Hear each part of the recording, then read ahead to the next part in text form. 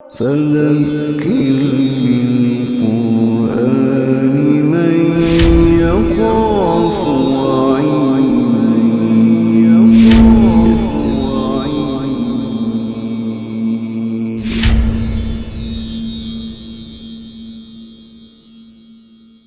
اعوذ باللہ من الشیطان الرجیم بسم اللہ الرحمن الرحیم لا اقسم بیوم القیامہ ولا اقسم بالنفس اللوامہ ایحسب الانسان ان لن نجمع عظامہ بلا قادرین علی ان نسوی بنانہ بل یرید الانسان لیفجر امامہ یسأل ایان یوم القیامہ فَإِذَا بَرِقَ الْبَصَرُ وَخَسَفَ الْقَمَرُ وَجُمِعَ الشَّمْسُ وَالْقَمَرُ يَقُولُ الْإِنسَانُ يَوْمَئِذٍ أَيْنَ الْمَفَرُّ كَلَّا لَا وَزَرَ إِلَى رَبِّكَ يَوْمَئِذٍ الْمُسْتَقَرُّ۔ قرآن مجید میں اکثر صورتوں کے نام بس نام ہیں کہ اس صورت کا کوئی ایک لفظ لے کر اس صورت کو اس کے ساتھ منسوب کر دیا گیا ہے،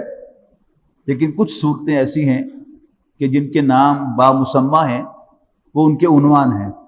ان میں سے ایک مثال سورۃ القیامہ ہے۔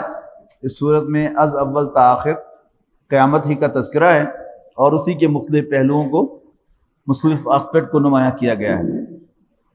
اعوذ باللہ من الشیطان الرجیم بسم اللہ الرحمن الرحیم لا نہیں اقسم بیوم القیامہ، یعنی بیک گراؤنڈ میں ایک بحث چل رہی ہے کہ قیامت آنی کہ نہیں آنی۔ نبی اکرم صلی اللہ علیہ وسلم کہہ رہے ہیں کہ آئے گی، ضرور آئے گی۔ کافر کہہ رہے ہیں کہ نہیں آ سکتی، ہو ہی نہیں سکتا، نہیں آنی، ایویں مارنا تو۔ اس سب میں نہیں اقسم بیوم القیامہ، میں تو قسم کھاتا ہوں قیامت کے دن کی، ولا اور نہیں اقسم بالنفس اللوامہ، میں ملامت کرنے والے نفس کی قسم کھاتا ہوں۔ ہم اپنے دل میں جھانکیں اگر، تو ہمیں ایک نظر آتا ہے کہ ہمارے اندر ایک نفس ہے کہ جو ہمیں حیوانیت کی طرف مائل کرتا رہتا ہے، کھانے کو جی چاہتا ہے، پینے کو جی چاہتا ہے، اور جو بھی حرام خوریاں ہیں اس کی طرف ایک میلان ہم اپنے اندر دل میں محسوس کرتے ہیں۔ اور ساتھ ہی ساتھ ہمیں کوئی ایسا بھی ایک رجحان نظر آتا ہے کہ نیکی کرنے کو بھی جی چاہتا ہے، کر سکیں یا نہ کر سکیں، لیکن بہرحال خواہش کرنے کا تو کوئی مل نہیں ہے نا، تو نیکی کی بھی خواہش پیدا ہوتی ہے۔ پھر ایک ہمیں اور اپنے اندر نظر آتا ہے کہ ہمارے اندر ایک اللہ نے ایک بڑا سخت قاضی جو ہے وہ بٹھا رکھا ہے، جو ہمیں ڈانٹتا بھی ہے، روکتا بھی ہے، اور خواہ ہم سارے جہان کو بے وقوف بنا لیں، وہ کہتا رہتا ہے کہ یو آر رانگ، غلط کہہ رہے ہو تم، زیادتی کر رہے ہو تم، بعد آ جاؤ۔ یہ ہے ملامت کرنے والا نفس۔ اس کی ایکسپلینیشن جو ہیں مختلف، جو ماہرین نفسیات ہیں اور ہمارے صوفیاء کرام ہیں رحمہم اللہ تعالی، ان کی آپ کو مختلف ملیں گی، لیکن یہ بڑی کلیئرلی آئیڈینٹیفائڈ تین چیزیں ہیں کہ ایک انسان کے اندر حیوانیت کی خواہش ہے، میں اب نام نہیں دیکھ رہا کہ اس کو کیا نام ہے، اسی طرح ہمارے اندر نیکی کا رجحان ہے، اس کو بھی میں کوئی نام نہیں رکھ رہا، اور ایک ہمارے اندر ملامت کرنے والا نفس ہے۔ تو اللہ تعالیٰ اس کی قسم کھا رہا ہے کہ قیامت تو جب آئے گی سو آئے گی، لیکن تم اپنے اندر جھانکو تو قیامت کا ایک اشارہ جو ہے وہ تمہارے اندر موجود ہے۔ کوئی تو ہے نا جو تمہیں پوچھ رہا ہے کہ کیا کر رہے ہو، کیوں کیا تم نے ایسا، بعد آ جاؤ، انسان بن جاؤ، بندر پتر بن جاؤ، وہ ہمارے اندر ہی ہے۔ تو وہ ملامت کرنے والا نفس ہے، اور وہ ایک بہت بڑی حقیقت ہے جس کا انکار کرنا ممکن نہیں ہے۔ اللہ تعالیٰ اس کی قسم کھا رہا ہے کہ وہ اشارہ ہے تمہارے لیے کہ تم سے پوچھ گچھ ہوگی، اس لیے کہ یہ سارا کا سارا دین جو ہے یہ اصل میں ورسز ایتھیزم اینڈ میٹیریلزم ہے۔ میٹیریلزم یعنی میٹر، اور میٹر کے مختلف عناصر کے ایکشنز ریئیکشنز کیلکولیشنز، اس کے مقابلے میں اللہ تعالیٰ کا وجود، جو کوئی مادی وجود نہیں ہے، وہ میٹیریلسٹک، اس کی کوئی ویلیو نہیں ہے. تو یہ جو انسان کے اندر نیکی کی خواہش، یہ بھی میٹیریل نہیں ہے، اور انسان کے اندر یہ جو حص ہے محسوس کرنے کی، یہ بھی میٹیریل نہیں ہے. آپ جو انسان کی حیوانیت ہے، جو اس کو حیوان بنانا چاہتی ہے، اس کو برائی کی طرف بلاتی ہے، اس کے بارے میں کہہ سکتے ہیں کہ کیونکہ یہ ایک حیوانی وجود ہے تو اس کے ایک تقاضے ہیں.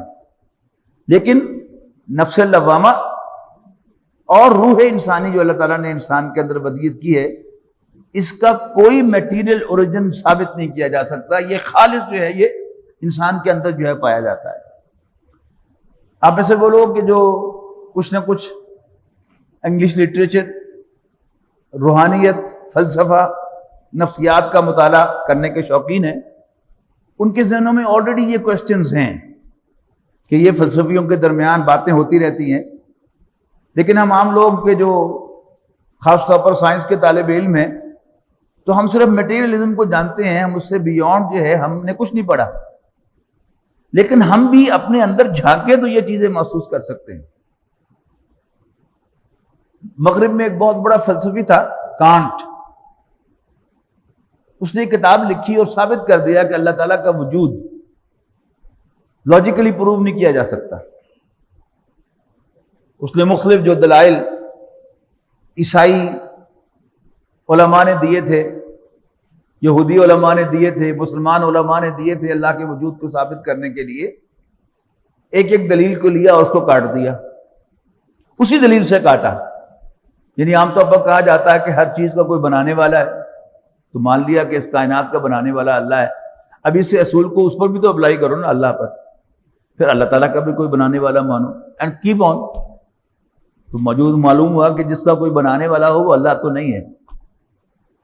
اسی طرح ہر چیز کی وجہ ہونی چاہیے، پھر اس کی بھی وجہ ڈھونڈو. تو اس نے ثابت کر دیا کہ اللہ تعالیٰ کا وجود نہیں ہے. جس طرح علامہ اقبال نے جب شکوہ لکھی تو علامہ اقبال کے خلاف فتوے چست ہوئے، کفر کے فتوے لگے کہ یہ اس نے کیا اللہ تعالیٰ کے سامنے کھڑا ہو گیا ہے اور اللہ تعالیٰ پر الزام لگا رہا ہے، تو نے ایسے کیا، تم نے ایسے کیا، تو انسان نا انصاف ہے، تم نے زیادتی کی ہے. اسی طرح اب ظاہر ہے کرسچینٹی کا دور تھا.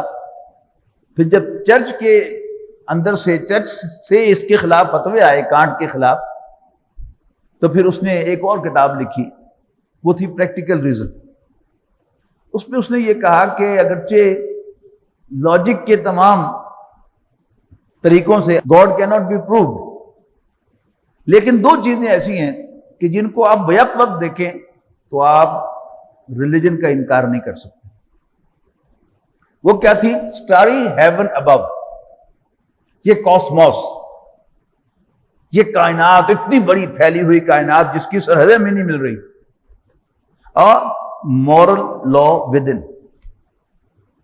اور ہمارے اندر ایک مورل لا، قانون جو کہتا ہے کہ یہ غلط ہے، یہ ٹھیک ہے، چھوڑ دو، یہ ہیرا پھیری چھوڑ دو، انسان بن جاؤ. کہتا ہے ان دونوں کا بیک وقت جب آپ دیکھیں گے تو انکار نہیں کیا جا سکتا. اس کو ہم سورہ آل عمران میں اس کے آخری رکوع میں پڑھ کے آئے ہیں کہ آسمان اور زمین کی تخلیق اور رات اور دن کے آگے پیچھے آنے میں دل والوں کے لیے نشانیاں ہیں، جو کھڑے بیٹھے لیٹے اللہ کو یاد کرتے رہتے ہیں اور اس کائنات پر غور و فکر کرتے ہیں اور پکار اٹھتے ہیں کہ ربنا ما خلقت ھذا باطلا، اے ہمارے رب تو نے یہ سب کچھ بیکار پیدا نہیں کیا. وہ کیا ہے کہ ہر چیز کا ہمیں کوئی پرپز نظر آ رہا ہے. اور آپ نے تھوڑی سی بھی جیولوجی پڑھی ہو، ایسٹرونومی پڑھی ہو، بایولوجی پڑھی ہو، زولوجی پڑھی ہو، اور ایک جنرل ویو آپ کے ذہن میں ہو اینیمل ورلڈ کا، تو کیا ہے؟ اللہ تعالیٰ نے کچھ چیزیں اگائی ہیں، انہیں کچھ حیوانات کھاتے ہیں، ان کو کوئی اور حیوانات کھاتے ہیں، ان کو کچھ اور کھاتے ہیں. لیکن فائنلی آپ اس نتیجے پر پہنچتے ہیں کہ وہ سب چیزیں ڈائریکٹلی اور انڈائریکٹلی وہ انسان کے کام کی ہیں. یا انسان انہیں کھاتا ہے یا انسان ان پر سوار ہوتا ہے. ارے پڑھیں گے آپ نے کہ منہا تاکلون و منہا ترکبون، ان میں سے کچھ پر تم سوار ہوتے ہو اور کچھ کو تم کھاتے ہو. اب سوال پیدا ہوتا ہے، یعنی انسان اس نتیجے پر پہنچتا ہے کہ اس کائنات کا جو نقطہ ہے، فوکس، وہ انسان ہے. ہر چیز اسی کے لیے بنی ہے.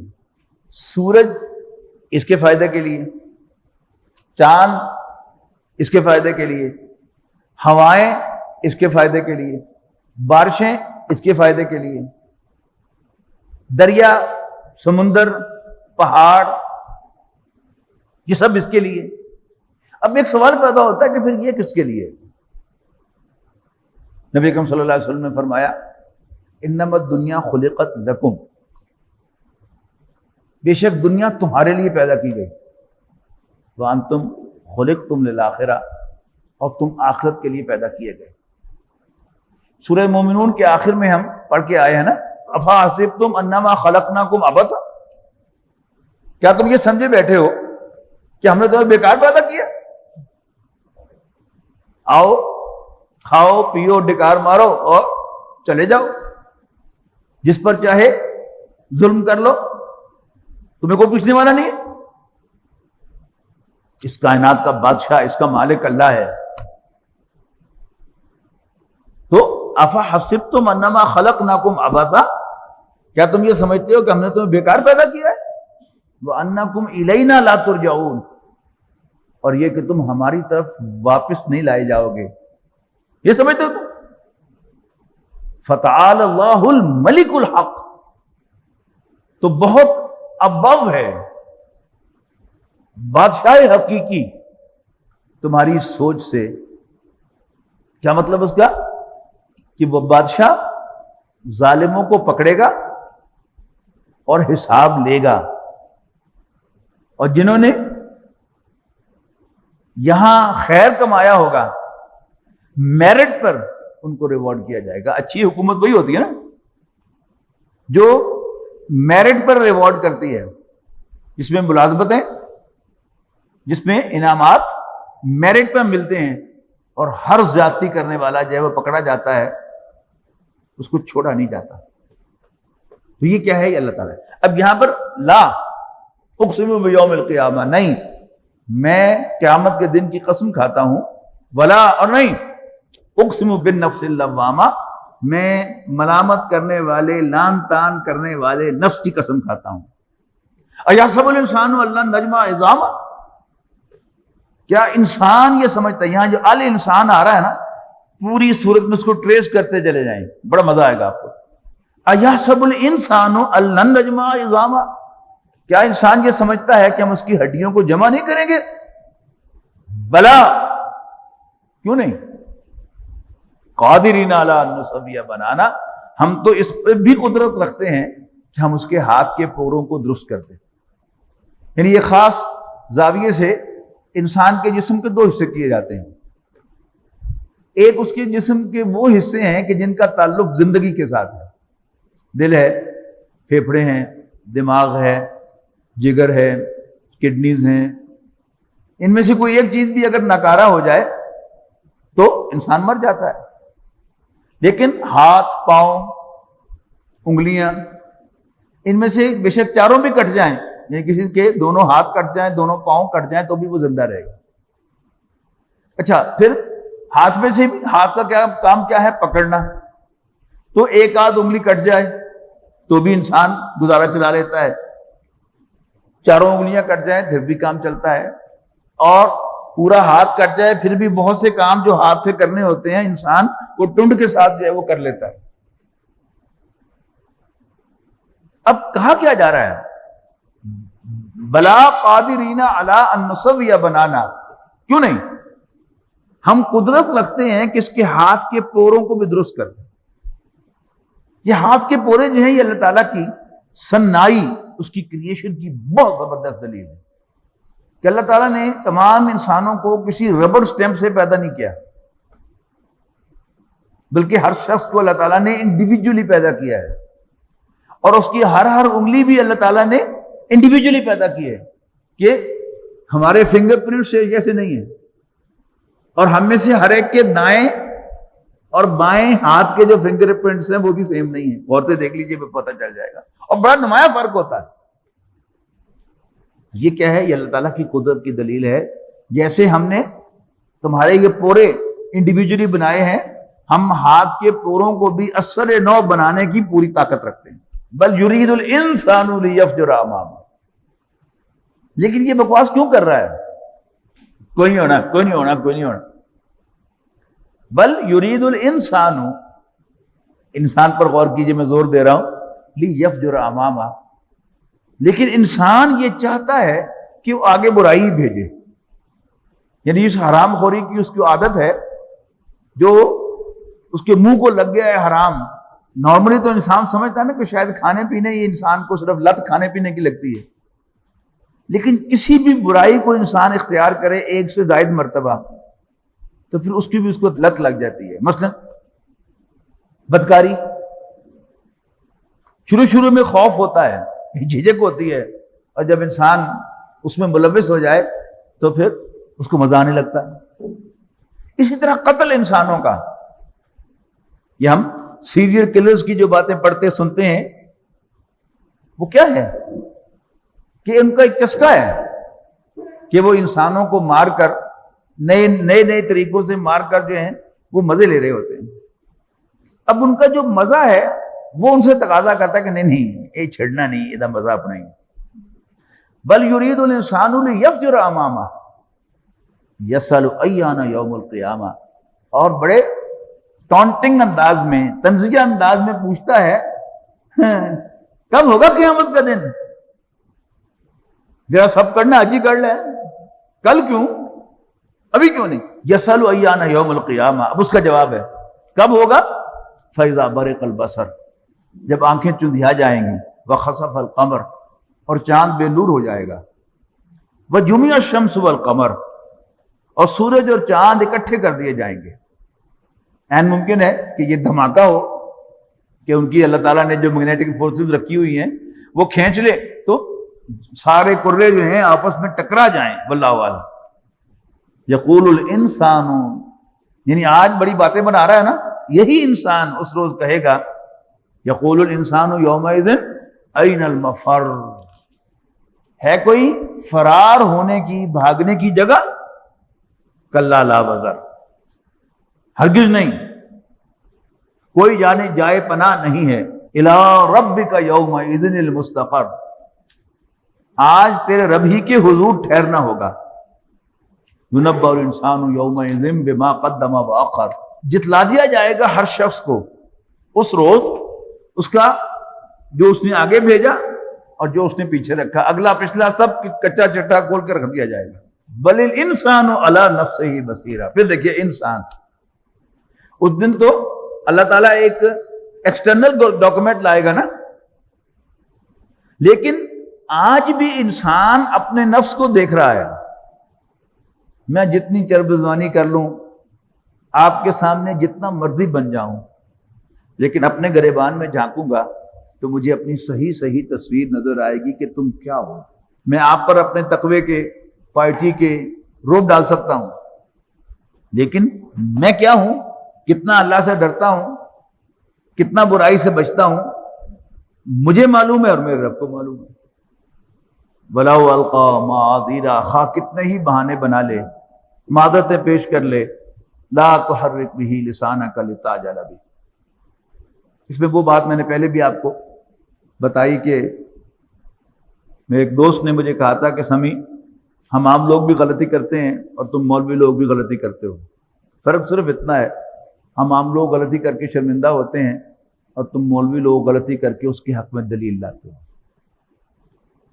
خاص طور پر اگر اللہ تعالیٰ ہمیں دین کی طرف کوئی رجحان عطا کرے، بڑھنے کی طاقت عطا کرے، ہمت عطا کرے، توفیق عطا فرمائے، تو شیطان نے اس کا وعدہ ہے نا کہ میں آگے سے، پیچھے سے، دائیں سے، بائیں سے ان پر حملہ آور ہوں گا، وہ کسی اور زاویے سے آپ پر حملہ آور ہو جائے گا. تو شیطان سے پناہ مانگتے رہنا چاہیے. اور غلطی جہاں ہو جائے، غلطی پوائنٹ آؤٹ کرنے والے کو شکریہ ضرور ادا کر دیں، بعد میں تحقیق کر لیں کہ اس کا خیال درست تھا کہ نہیں تھا، لیکن ایک دفعہ اس کو شکریہ ادا کر دیں، شکریہ آپ نے توجہ دلائی ہے، میں کوشش کروں اصلاح کی۔ لا تحرک به لسانک لتعجل بہ، ایک سکول ہے جس میں ایک بہت محنتی استاد ہے، وہ بچوں پر بہت محنت کرتا ہے، لیکن بچے پڑھ کے نہیں دیتے، سبق یاد کر کے نہیں دیتے، اور اس کا ہیڈ ماسٹر جو ہے وہ بھی بڑا قدردان ہے کہ یہ استاد بہت محنتی ہے، اور وہ کہیں گزر رہا ہو اس کی کلاس کے باہر سے تو وہ پورا زور لگا کر پڑھا رہا ہوتا ہے، لیکن اسے پتا ہوتا ہے کہ یہ کلاس رزلٹ نہیں دیتی، تو وہ چلتے چلتے کہتا ہے ماسٹر صاحب کوئی فکر نہ کرو، اینا زور نہ لایا کرو۔ اب بالکل یہ چیز آپ کو یہاں ملے گی کہ نبی اکرم صلی اللہ علیہ وسلم اپنا پورا ٹل لگا رہے ہیں کہ میں کسی طرح لوگوں کو قائل کر لوں، مکے والوں کو، کہ قیامت آنے والی ہے، لیکن کوئی مان کے نہیں دے رہا، تو اللہ تعالیٰ حضور صلی اللہ علیہ وسلم کو ری ایشور کر رہا ہے کہ آپ نہ گھبرائیں، لا تحرک بہ لسانک لتعجل بہ۔ اور ایک دیانتدار فرض شناس استاد کی طرح کہ جو ہمیشہ یہی سمجھے گا کہ شاید میرے پڑھانے میں کوئی کسر ہے، میرے سمجھانے میں کوئی کسر ہے، میرے بتانے میں کوئی کسر ہے، میں اپنا جو سبق ہے اس کو شاید اچھی طرح یاد نہیں کر پاتا تو میں آگے ایکسپلین نہیں کر پاتا، میں شاید مطالعہ اچھی طرح نہیں کر سکتا، لیکچر کو اچھی طرح تیار نہیں کر سکتا، یہ ہوگی نا اس کی فیلنگ۔ اب اللہ تعالیٰ حضور صلی اللہ علیہ وسلم سے کہہ رہا ہے کہ لا تحرک بہ لسانک لتعجل بہ، آپ قرآن مجید کو یاد کرنے کے لیے جلدی نہ کیا کریں، اپنی زبان کو تیز تیز حرکت کر کے کہ آپ اسے یاد کر لیں۔ ان علینا جمعہ و قرآنہ، بے شک ہمارے ذمے ہے قرآن کو جمع کرانا آپ کے دل میں، و قرآنہ اور اس کا پڑھوانا، فاذا قرأناہ، تو جب ہم اس کی تلاوت کریں، وہ پڑھیں، یعنی میری طرف سے جبرائیل آپ کے سامنے پڑھیں، فاتبع قرآنہ، تو آپ اس کے پڑھنے کی پیروی کیا کیجئے، ثم ان علینا جمع بیانہ، پھر ہمارے ذمے اس کا بیان ہے۔ یہاں نوٹ کر دیجئے کہ نبی اکرم صلی اللہ علیہ وسلم صرف قرآن مجید پہنچانے والے ہی نہیں ہیں، قرآن مجید کو بیان کرنے والے بھی ہیں، یہ آپ کی ذمہ داریوں میں سے ایک ذمہ داری ہے۔ منکرین حدیث کا یہ خیال ہے کہ نبی اکرم صلی اللہ علیہ وسلم صرف ایک ڈاکیے کی طرح تھے کہ انہوں نے قرآن ہمیں پہنچا دیا، اس کے کانٹیکٹ سے نبی اکرم صلی اللہ علیہ وسلم کو کوئی سروکار نہیں، ایبسولیوٹلی رانگ۔ دیکھیے یہاں پر ثم ان علینا بیانہ، پھر ہمارے ذمے ہے آپ کو وہ بات سمجھوانا۔ تو اللہ تعالیٰ نے رسول اللہ صلی اللہ علیہ وسلم سے قرآن عطا نہیں کیا، بلکہ قرآن مجید کی سمجھ بھی عطا کی ہے، جو نبی اکرم صلی اللہ علیہ وسلم کی سیرت، آپ کی سنت، آپ کی احادیث سے وہ ہم تک پہنچی۔ کلا بل تحبون العاجلہ، یعنی درمیان میں وہ کہنے کے بعد پھر وہ مضمون قیامت کا دوبارہ شروع کیا۔ اصل میں مسئلہ کیا ہے کہ تم دنیا سے محبت کرتے ہو، وتذرون الآخرہ، اور آخرت کو چھوڑ دیتے ہو، نظر انداز کرتے ہو۔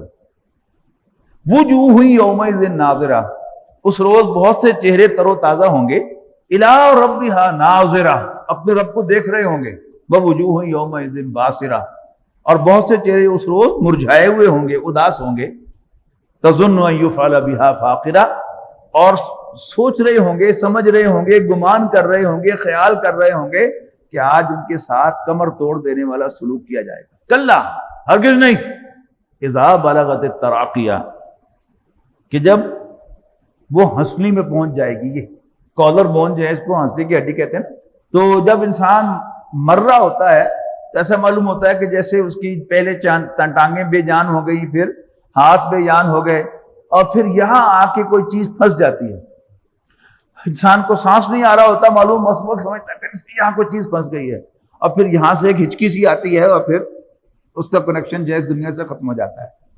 اب اس کا نقشہ کھینچا جا رہا ہے کہ کلا نہیں، اذا بلغت التراقیہ، جب جان ہنسلی میں پہنچ جائے گی، کالر بون میں، حلق میں پھنس جائے گی، وقیل من راق، اور کہا جائے گا ہے کوئی جھاڑنے پھونکنے والا۔ تو بڑے بڑے لوگ کہ جو اس دنیا میں کبھی کسی بھی میٹا فزکس کو نہیں مانتے تھے، وہ بھی کہتے ہیں کہ یار کوئی پھونک مارنے والے لب کے لے آؤ، آج میری یہ مصیبت تو ختم ہو جاوے۔ یہ اس کا نقشہ ہے، قیل من راق وظن انہ الفراق، اور انہیں یقین ہو جائے گا کہ اب جدائی پڑنے والی ہے۔ وَالْتَفَّتِ السَّاقُ بِالسَّاقِ، اور پھر جب وہ زور لگاتا ہے تو ایک ٹانگ دوسری ٹانگ سے یوں ملتی ہے، اس کا نقشہ کھینچا۔ وَالْتَفَّتِ السَّاقُ بِالسَّاقِ، پنڈلی پنڈلی سے لپٹ جائے گی۔ اِلَىٰ رَبِّكَ يَوْمَئِذٍ الْمَسَاقُ، اور تیرے ربی کے حضور اے انسان تیرا ہانکا جانا ہوگا۔ ساقہ یسوق، سوکن کے معنی ہانکنا، سواق ڈرائیور کو کہتے ہیں، جدید عربی میں سائق پائلٹ کو کہتے ہیں۔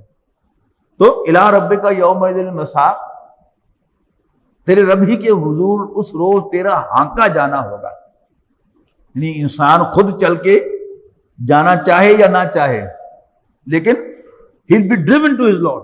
فَلَا صَدَّقَ وَلَا صَلَّى، اب ایسا ہی جو آخرت کو ماننے سے انکار کرنے والا شخص ہے، اب اس کی ایک پکچر جو ہے وہ ڈرا کی جا رہی ہے۔ فَلَا صَدَّقَ وَلَا صَلَّى، بس نہ تو اس نے تصدیق کی اور نہ نماز پڑھی۔ وَلَٰكِن كَذَّبَ وَتَوَلَّىٰ، یعنی صلاۃ کے معنی بڑھنا، اقدام الی الشیء، تو اس کا الٹ کیا ہے؟ منہ موڑنا۔ فلا صدق ولا صلی، تو نہ اس نے تصدیق کی نہ اللہ تعالیٰ کی طرف متوجہ ہوا۔ ولیکن کذب وتولی، بلکہ جھٹلایا اور منہ موڑا۔ ثم ذهب الى اہلہ یتمطى، اور پھر وہ اپنے اہل خانہ کے پاس، اپنے گھر والوں کے پاس گیا اکڑتا ہوا۔ یہ بڑا ٹپیکل کردار ہے کہ کوئی شخص باہر کسی شریف آدمی کو تنگ کر کے آتا ہے اور پھر مسکراتا ہوا گھر میں داخل ہوتا ہے۔ اج میں اے کرتی ہوں دنال ثم ذهب الى اهله يتمطى، اور پھر اپنے گھر والوں کی طرف آتا ہے اکڑتا ہوا۔ اولا لک فاولا ثم اولا لک فاولا، اولا کہتے ہیں مناسب کو، اپروپریٹ کو، لیکن یہ کیا ہے؟ یہ محاورے کی زبان میں قرآن مجید نازل ہوا ہے۔ جیسے ہے نا کہ ایسا شخص کہ جو یہ حرکت کر رہا ہے کہ ایک شریف آدمی کو تنگ کر کے اس کے گلے میں پھندا ڈلوا کے اس کے منہ پر اونٹ کی اوجھی چڑھوا کے اور پھر اکڑتا ہوا گھر آتا ہے مسکراتا ہوا، اج ایک کرتی میں اور دن۔ اب اس کو پنجابی میں ہم کیا کہتے ہیں؟ کسی نے انہوں فٹے مووی نہ کہی، ٹھیک ہے نا؟ اچھا، پھر یہ کہ اس کو کنڈیم کرنے کے لیے بعض اوقات اپریسیشن کے الفاظ استعمال کی جاتے ہیں، واہ بھائی واہ۔ اب یہ واہ بھائی واہ جو ہے یہ اپریشیٹو نہیں ہے، یہ کنڈیم کرنے والا واہ بھائی واہ ہے۔ اور میں اس کا ترجمہ پنجابی میں کیا کرتا ہوں، اولا لکا فاولا ثم اولا لکا فاولا، فٹے منہ تیرے در فٹے منہ تیرے۔ ایحسب الانسان ان یترک سدی، کیا انسان یہ سمجھتا ہے کہ وہ یوں چھوڑ دیا جائے گا؟ الم یکن نطفۃ من منی یمنی، کیا وہ منی کی بوند نہ تھا جو ٹپکائی گئی؟ ثم کان علقۃ فخلق فسوی، پھر وہ ایک جمع ہوا خون بنا۔ کل بھی عرض کیا تھا نا میں نے کہ یہ کوئی سائنس کی کتاب نہیں ہے قرآن مجید کہ جو بتا رہی ہو کہ انسان کن کن سٹیجز میں سے ہو کے گزرتا ہے۔ ہر عورت، ہر شخص وہ جانتا ہے کہ اپنے تجربے سے کہ ارلی ایبورشن ہو تو خون نکلتا ہے، ذرا لیٹ ہو جائے تو جمع ہوا خون نکلتا ہے لوتھڑے، اور لیٹ ہو جائے تو پھر انفاؤنڈ ماس نکلتا ہے۔ تو الم یکن نطفۃ من منی یمنی ثم کان علقۃ، پھر وہ جمع ہوا خون بنا، فخلق فسوی، پھر اللہ تعالیٰ نے اس کو بنایا اور سنوارا، اس کی نوک پرک درست کی۔ فجعل منہ الزوجین، پھر اسی ایک بوند سے اس نے جوڑے بنائے۔ جب قرآن مجید نازل ہو رہا تھا تو اس وقت جسمانی اعتبار سے یہ سمجھا جاتا ہوگا کہ مرد اور عورت میں ایک آدھ عضو کا اور داڑھی مونچھ کا فرق ہے، اگرچہ یہ اس وقت بھی محسوس کیا جاتا تھا کہ مزاج کے اعتبار سے مرد اور عورت کا فرق ہے، لیکن آج ہم جس دور میں گزر رہے ہیں، بایولوجی کا ہر اسٹوڈنٹ جانتا ہے کہ جو لیونگ بینگز ہیں، زندہ اجسام، وہ سیل سے بنتے ہیں، اور سیل کا سافٹ ویئر جو ہے وہ کروموسومز ہے۔ آپ جانتے ہیں نا کہ ہارڈ ویئر مختلف ہیں، ڈیسک ٹاپ ہے، لیپ ٹاپ ہے، نوٹ بک ہے، پھر ہمارا یہ کھلونا جو ہم سب جیب میں لیے پھرتے ہیں، یہ سب کیا ہیں؟ کمپیوٹرز ہیں، ہارڈ ویئرز ہیں. لیکن ایل سی ڈی جو ہے کسی بھی کمپیوٹر کی، وہ کیا شو کرے گی؟ جو اس کے اندر سافٹ ویئر. تو سیل کا سافٹ ویئر جو ہے وہ کروموسومز ہیں، اور مرد اور عورت کے ہر سیل میں ایک کروموسوم کا فرق ہے. لہذا جسم کے وہ حصے کے جو آئیڈینٹیکل ایک جیسے دکھتے ہیں وہ بھی ایک جیسے نہیں ہیں. ہر سائنس کا طالب علم جانتا ہے کہ یہ ہاتھ مرد کا ہے اور یہ اگر عورت کا ہے تو دکھتے تو ایک جیسے، 4 انگلیاں، ایک انگوٹھا ہتھیلی کے ارد گرد. لیکن سائنس کا طالب علم جانتا ہے کہ یہ ہاتھ بھی ایک جیسے نہیں ہیں. لیکن ان دونوں کا اوریجن کیا ہے؟ یعنی ہم جو دنیا میں چیزیں تیار کرتے ہیں، ایک مل میں ایک چیز بنتی ہے، دوسری میں دوسری چیز بنتی ہے، تیسری میں تیسری چیز بنتی ہے. ہر ایک کا را میٹیریل مختلف ہوتا ہے. یہاں کیا ہے؟ را میٹیریل تو ایک ہی ہے، وہی باپ ہے، وہی ماں ہے، اسی باپ کے نطفے سے بچے بھی پیدا ہو رہے ہیں، بچیاں بھی پیدا ہو رہی ہیں، لڑکے بھی پیدا ہو رہے ہیں، لڑکیاں بھی پیدا ہو رہی ہیں. تو یہ کیا ہے؟ اللہ تعالیٰ کی قدرت کی انتہا درجے کی دلیل ہے. فجعل منہ الزوجین الذکر والانثی، مذکر اور مؤنث، مرد اور عورت. الیس ذلک بقادر، تو کیا وہ جس کی قدرت کا یہ عالم ہے وہ اس پر قادر نہیں؟ Can't he do that? کہ الا ان یحیی الموتى، کہ وہ مردوں کو زندہ کر دے. اول و آخر دیکھیے قیامت کی دلیل، پہلے بھی اس کی قدرت کہ دیکھو ہاتھ کے پوروں کو دیکھے کہ دائیں ہاتھ کے انگوٹھے کا جو پرنٹ ہے وہ بائیں ہاتھ کے انگوٹھے کے پرنٹ سے نہیں ملتا. اور یہاں بھی کیا ڈائیورسٹی کہ ایک ہی بوند سے اللہ تعالیٰ 2 انتہائی مختلف وجود پیدا کرتا ہے. مرد کا وجود، عورت کا وجود. کسی بھی زاویے سے دیکھ لیں، نفسیاتی اعتبار سے دیکھ لیں، دلچسپیوں کے اعتبار سے دیکھ لیں. کل جو بات میں نے کہی تھی تفصیل کے ساتھ کہ اللہ تعالیٰ نے عورت کو مرد کا ویک پوائنٹ بنایا ہے، مرد کو عورت کا ویک پوائنٹ نہیں بنایا. اور مرد جو ہے وہ عورت میں دلچسپی رکھتا ہے مطلقاً، کہ ہر عورت اس کے لیے پرکشش ہے، لیکن ہر مرد عورت کے لیے پرکشش نہیں ہے. لیکن یہ دونوں بنے کہاں سے ہیں؟ ایک ہی نطفے سے.